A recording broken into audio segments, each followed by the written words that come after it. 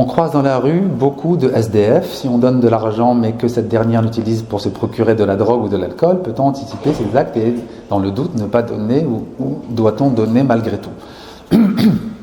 Le principe en islam, il est universel. C'est vrai pour ses actions personnelles, c'est vrai pour les actions des gens. On se base sur ce qu'on voit, ce qui est sûr. On ne part pas dans des hypothèses. C'est vrai pour tout. Par exemple, c'est même vrai pour tes ablutions. Tu ne pars pas de l'hypothèse que tu as peut-être perdu tes ablutions. En islam, c'est non, ça. Si tu n'es pas sûr de les avoir perdues, tu les as. Pourquoi? Parce que si tu laisses la porte au doute, après c'est sans fin en fait. C'est sans fin. Donc on ne construit pas sur du douteux. Si tu es certain de les avoir perdus, tu les refais.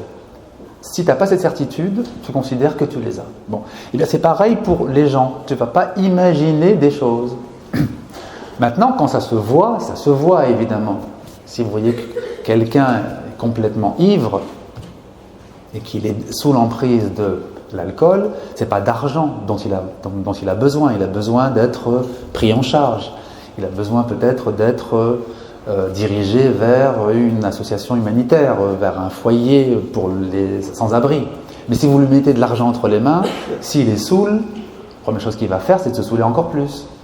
Donc évidemment qu'il y a certaines évidences dont vous devez tenir compte. Mais restez toujours sur le plan des évidences, ne partez pas dans des échafaudages imaginaires.